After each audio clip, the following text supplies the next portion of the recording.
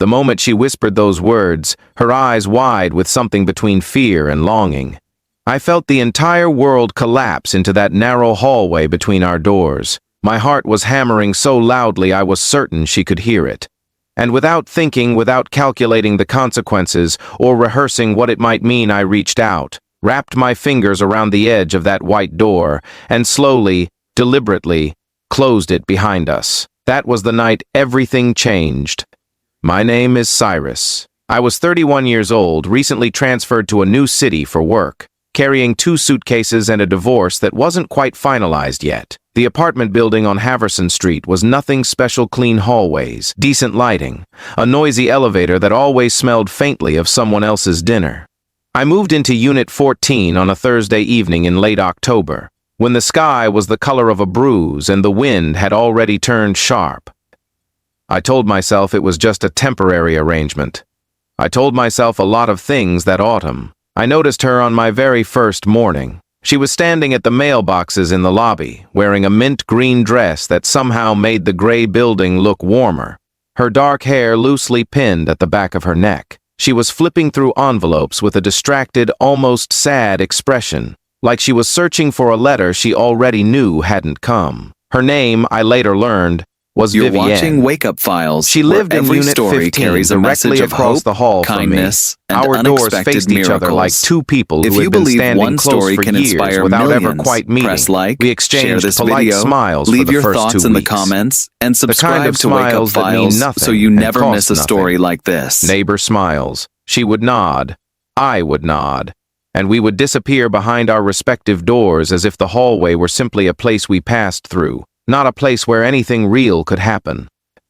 I learned her schedule without trying. She left early, returned late, always carrying either a canvas bag full of groceries or a heavy tote of what looked like art supplies. I learned that she painted. I could sometimes hear faint music drifting under her door, classical pieces with long, aching notes that seemed to say everything she never said, out loud. The first time we actually spoke was on a rainy Tuesday. The elevator had broken down again, and we both arrived at the stairwell at the same moment, both soaked, both irritated, both slightly embarrassed by how wet and disheveled we looked. She laughed first, this sudden, unguarded laugh that seemed to surprise even her, and I laughed too. And just like that, the wall between us cracked open the smallest amount.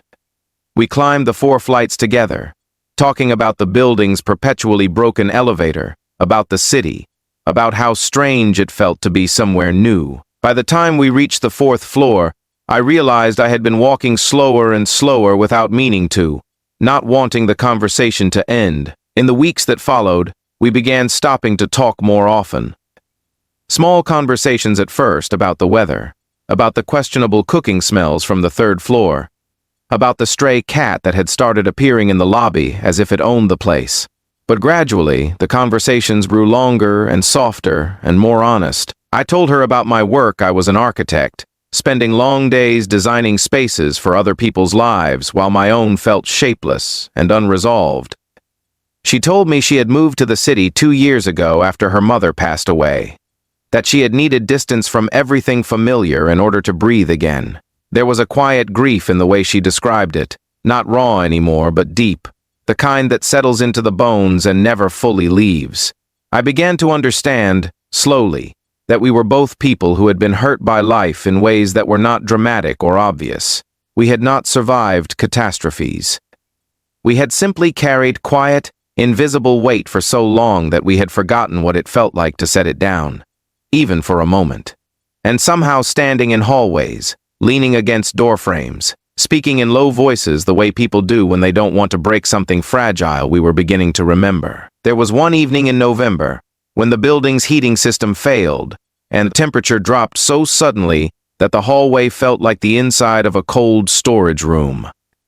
Vivienne knocked on my door with 2 cups of tea, apologizing for bothering me, saying she had made too much and didn't want it to go to waste, which we both knew was not entirely true. We sat on opposite ends of my small couch with our cups warming our hands, and she told me about a painting she had been working on for months, a painting of a door left slightly open, light spilling through the gap into a dark room.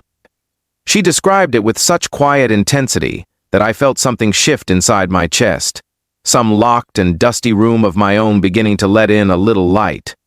I did not tell her then that I was falling for her.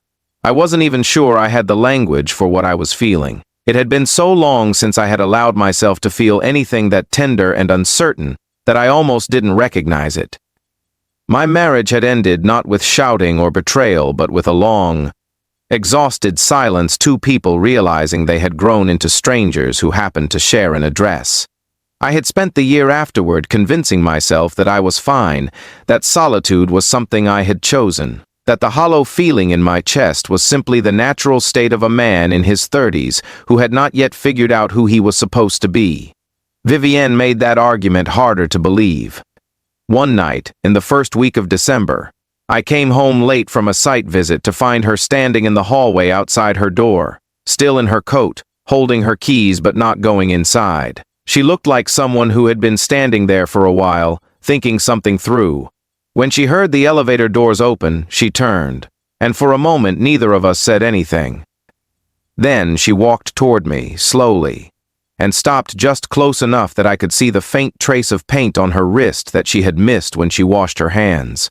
She looked up at me with an expression I had never seen on her before, open and frightened and honest, all at once. And then she whispered it, softly, barely above a breath, her eyes darting briefly toward the stairwell as if checking whether anyone might appear.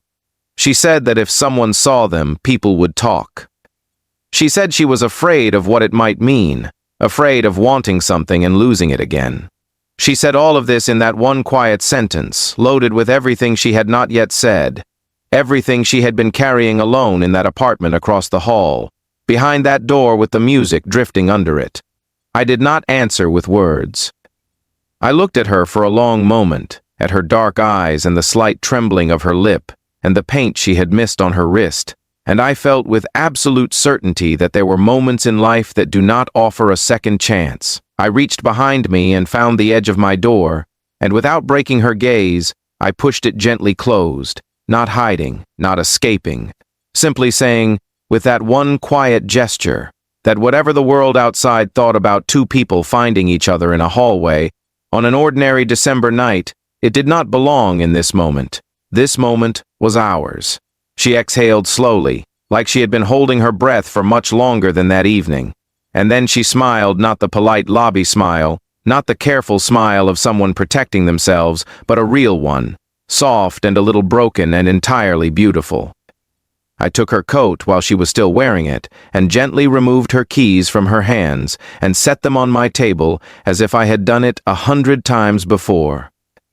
We stayed up until nearly 3 in the morning, talking about everything and nothing, her feet tucked under a blanket on my couch, my terrible attempt at making proper tea, her describing the painting with the door and me finally understanding that she had been painting a feeling, the feeling of standing on the edge of something terrifying and good, and not yet knowing whether to step through. By the time she finally stood to leave, the city outside my window had gone completely quiet.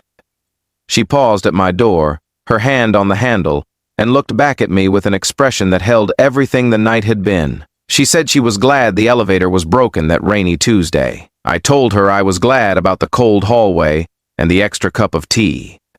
We both smiled, and she opened the door and crossed the 4 feet of hallway to her own door, and for the first time since I had moved into this building, the sound of the latch clicking shut on the other side felt not like an ending but like a beginning.